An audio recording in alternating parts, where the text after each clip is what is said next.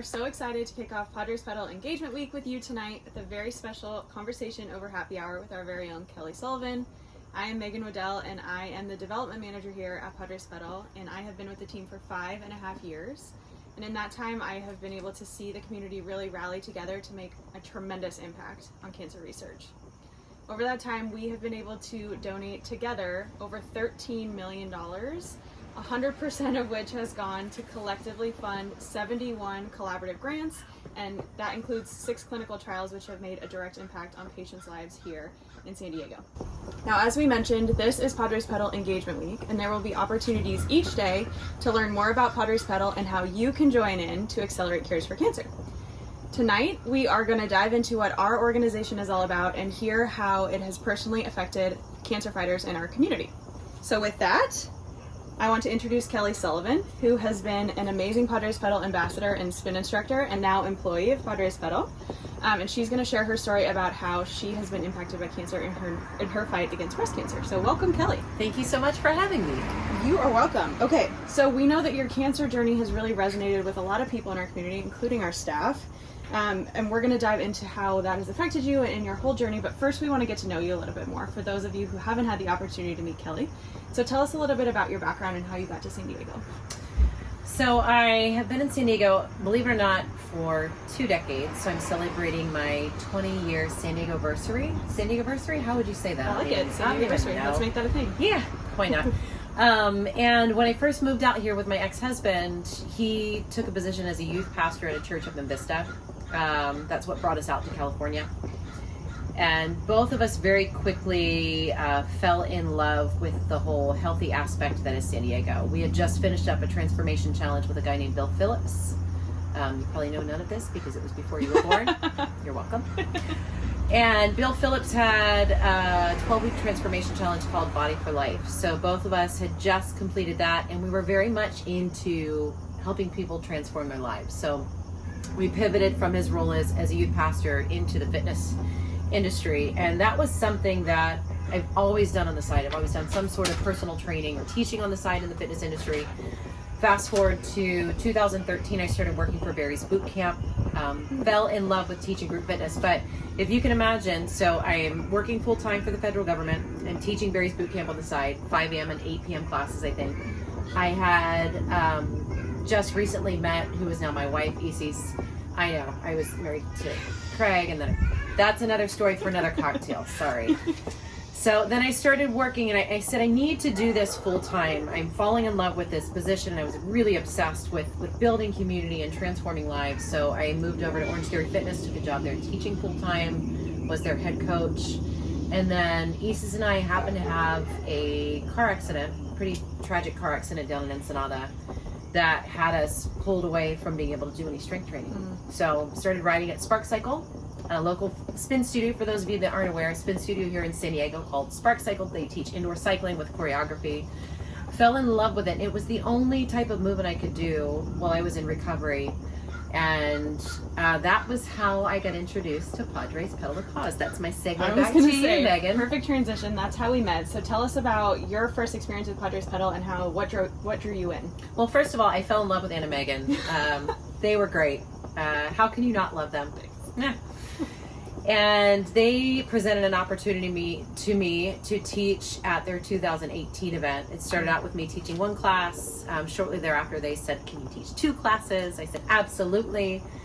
And that quickly became one of my favorite spin classes to teach. I fell in love with their passion for fighting cancer and the whole concept of super kids, and everything that I experienced in that day and that event in 2018 just captivated my heart.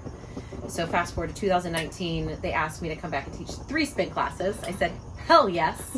She's a glutton for punishment. I am. And I had a blast, and I met so many people that were just so inspirational, so many stories that I was just taken aback, and my heart just was so in the work.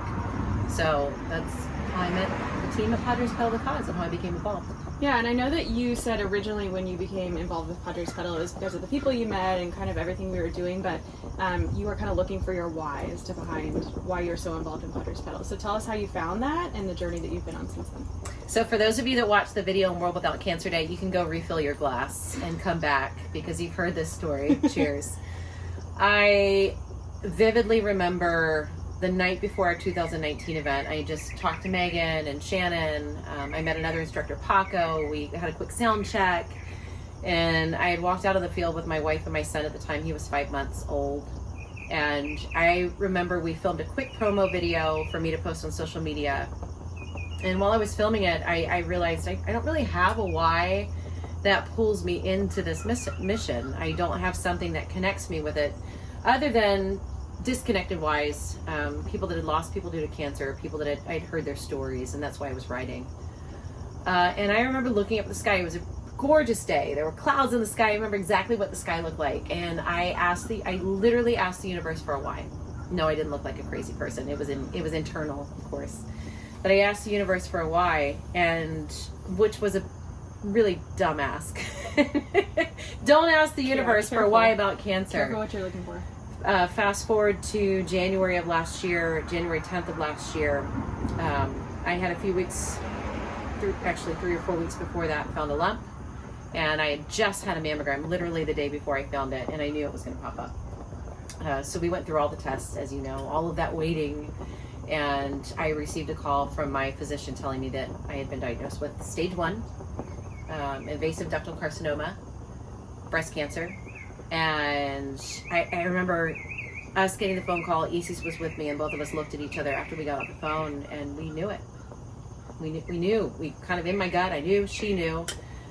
And very quickly I had a why. And I literally, this is how twisted I am. I literally, after we had just kind of stood there for a minute and just kind of let the dust settle, I looked at her and I said, I now have my why for behind my work. I literally said, I have my why behind my work with Pedal the Cause. And that's how vested I am in this fight.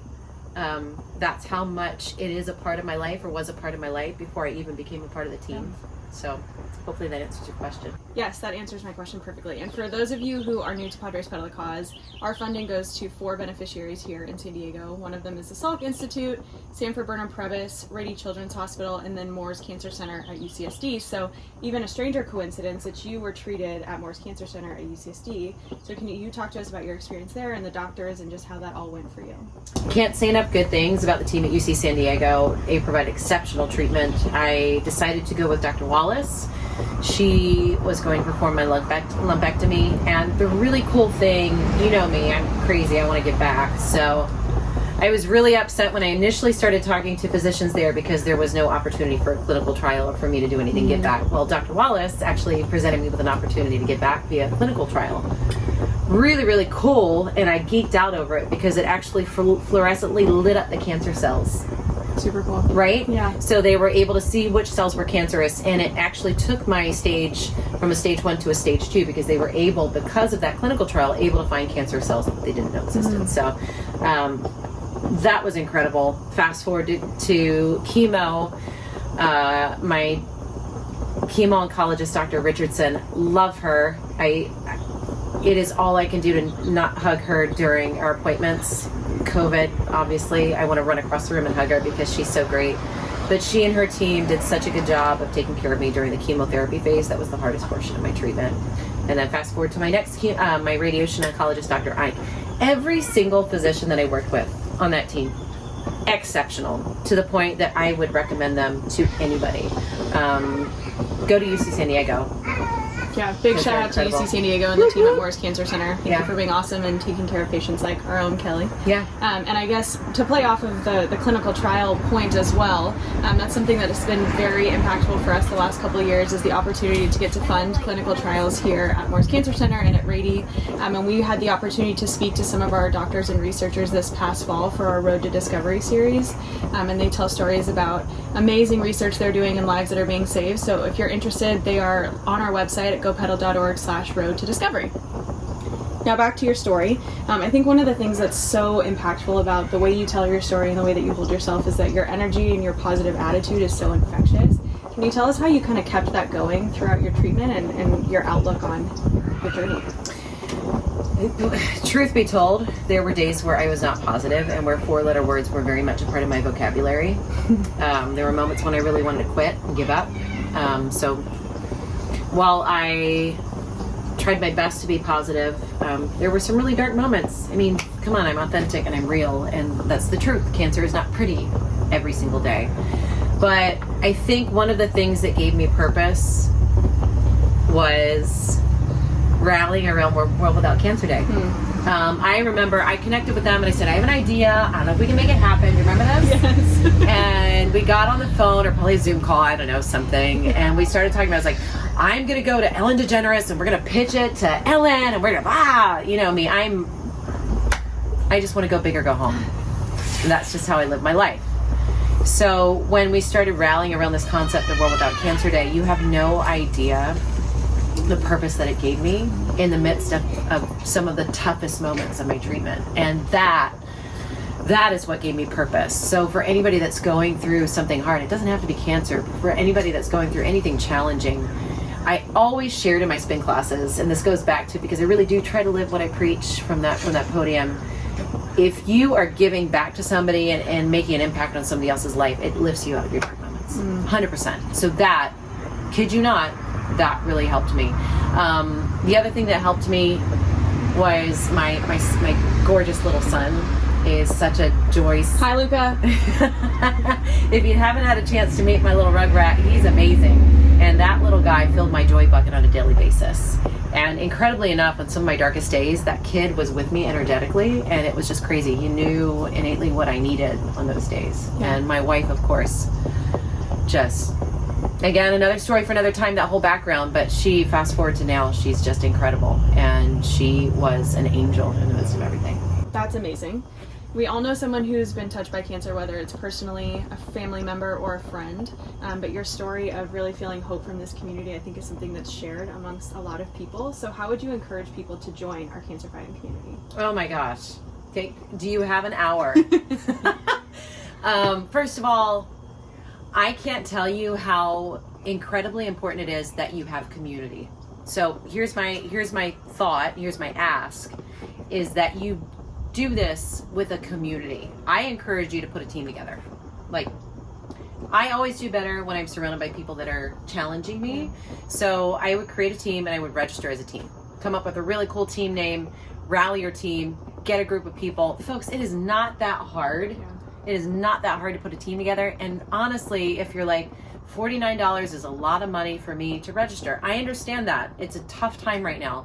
But all you need to do is stop buying a cappuccino maybe once or twice a week for the next, 10 weeks? No, not even that. Yeah. $5? Well, if you're only getting one cappuccino that's a week. right. Yeah. Okay. So first of all, get a team, because when you have a team, it's way more fun, and you can get involved. You can register your team. If you're like, Kelly, I don't have a team, it's just me, myself, and I. Great, then register as You an can join individual. Team Kelly Strong. Or, yes, segue, join hashtag Team Kelly Strong and be a part of my team. That's awesome. So May 8th is our event date. Kelly mentioned it's only $49 to register. There is no fundraising minimum this year. The sky is the limit. It will all be virtual. We encourage you to join us. Visit gopedal.org to learn more. And that is a perfect way, I think, to wrap this up. Thank you so much for bravely sharing your story and for being here with us You're tonight. Welcome. To all of you who joined us, thank you for taking the time to spend a few minutes with us. As we mentioned, this is Padres Pedal Engagement Week, and there will be something every day for you to learn a little bit more. Tomorrow, Tuesday, there will be a lunch and learn at 12:30. It is open to anyone who wants to join. We will fill you in on all the event details and how the next year is going to look. And if you need some more details on those or to register, it's gopedal.org/engagement week. And we are so glad that you joined us. Sign up today.